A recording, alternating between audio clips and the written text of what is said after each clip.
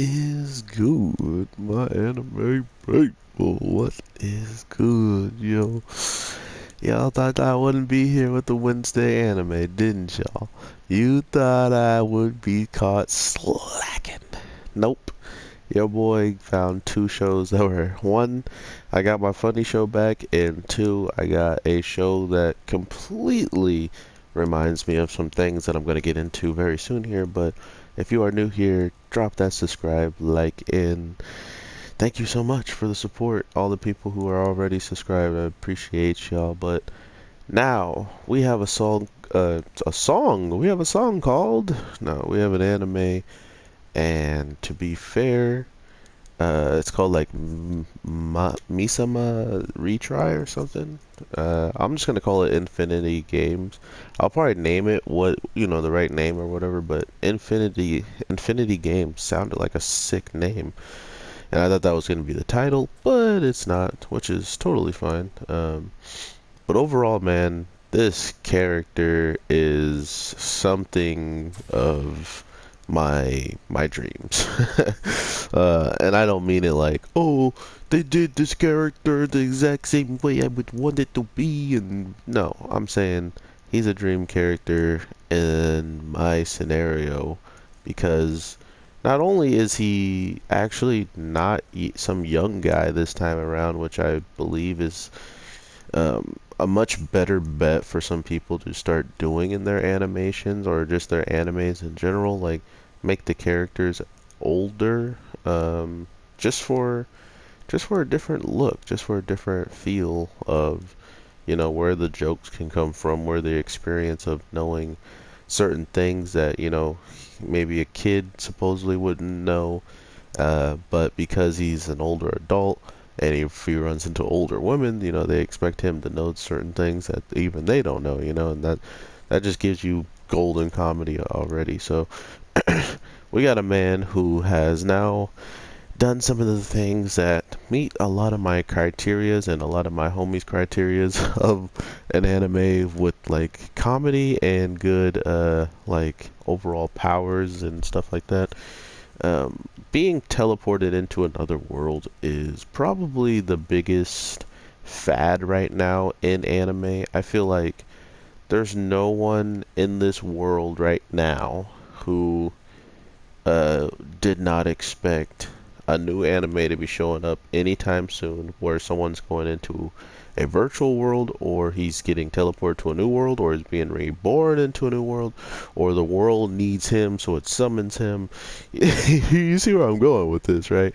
Like, this is the era for that, and it's totally fine. I mean, to be fair, I probably am one of the channels that have recorded the most, or not the most, but most of my shows have these like criterias, and I don't do it on purpose. It's just they catch my attention and I watch it, I review it, and they usually turn out pretty decent. Um, but with all that being said, we definitely have some crazy character things that could pop off in this new episode of Infinity Games. Well, in this game called Infinity Games, where our character pretty much is the creator of this whole entire world. So it's definitely a new spin on the whole video game thing where it is somebody getting sucked into a game, but this time around it's actually his game. So imagine Overlord getting sucked into a game that he actually created, not that he was just one of the craziest demons, whatever, have it, around. Or he was one of the darkest people that the good guys were trying to beat. He pretty much owned that world. So imagine if he actually created it and knew the ins and outs of like the system and stuff like that. So that's kind of what the nuance is for this guy. This guy is already considered the Demon Lord, and not because of his not because of just like his own character. It's more or less because he was called forth by people within his own game. So it's like he made a game that is pretty much real and living, without his help. And now that he's actually within the game, he's now helping the people who are actually suffering from everyday life types of stuff within his game. So it's actually really neat to think about what they could do with this all. I mean, I'm probably getting ahead of myself seeing how these episodes are relatively contained.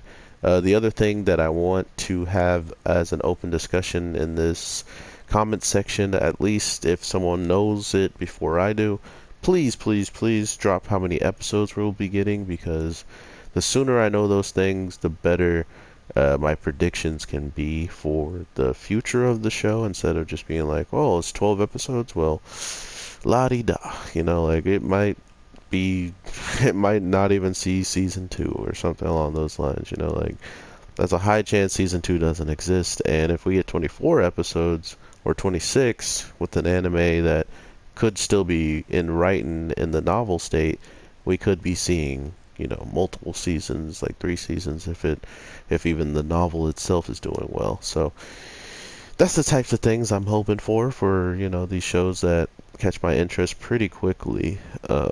So we get into this, and after being summoned to the world, he's pretty much met with the arrival of this woman trying to at least warn him to get out of here, because she is seemingly a sacrifice for a demon king, quote unquote, demon king. And because he is, doing all this, it seemed like he was doing it for no reason. Like he just happened to show up here and he just started bodying people. He's like, whatever, I'm just gonna do this type of deal. But it looks like it's even more than that, seeing how he has actual concept of human, like he actually uses human languages, not like some demon language. It's not like we can't understand what he was saying. So with that in perspective, he also kind of has this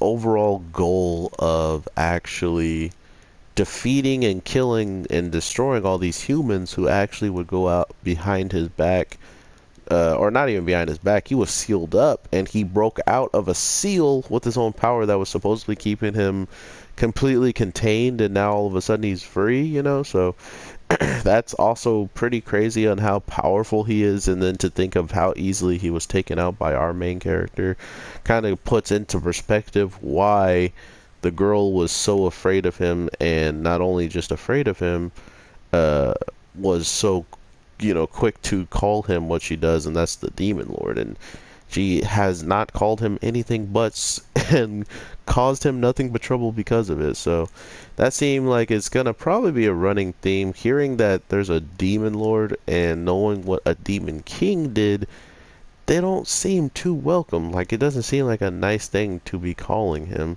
And she isn't calling him that in a nice way, you know what I mean? Like, she's like, well, you defeated the Demon King so easily, you must be a Demon Lord, right? Like, she's just trying to put two and two together. So it's not her fault for witnessing this, but it is her fault for giving him the title practically.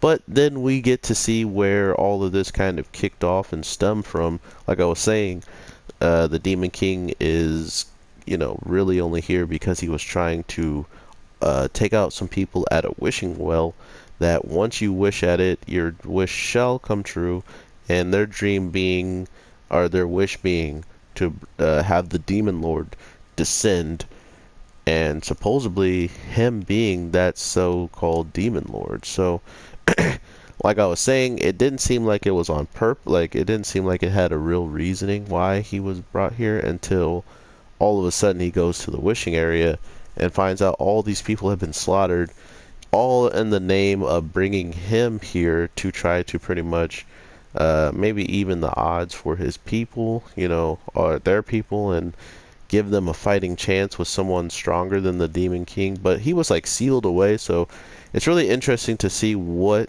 could be the true full-on narration of this, because if that is the case, maybe this woman who, tells him all this stuff and even puts a ring on him that supposedly has, like, brought death and plague to 4 million, and he's just like, but you are something different. You're even crazier than me, buddy.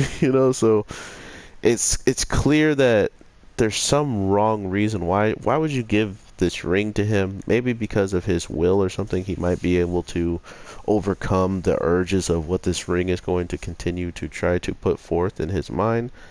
Seeing how he already told him to pretty much wipe out the village, which he throws a kunai and pretty much wipes out the village. But he did it on his own reasons, which is another reason why the show has already deemed him the Demon Lord, seeing how he's willing to do these things out of sheer, like, just his own will. Like, he didn't need anybody to tell him to do that.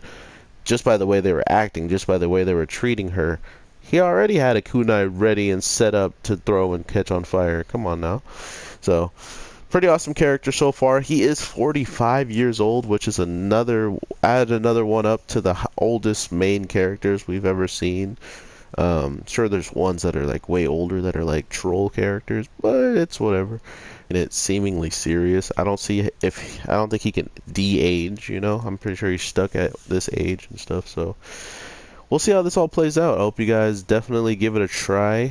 Let me know what you think of it, because definitely something I'm going to be watching regardless of me reviewing it or not. So if it's something you guys don't even really care for, maybe I'll drop it if a lot of other shows come out that you guys do want to see. But I don't see that being the case, because a lot of my anime people have the similar taste to me, and if we don't, they usually explain why they don't like something. Like, they give everything a chance like me, and that's what I truly appreciate about you guys. So I can't wait to hear your guys' opinion and to see what you feel about this week's episode. So with that, me and Gigamesh are out. Peace.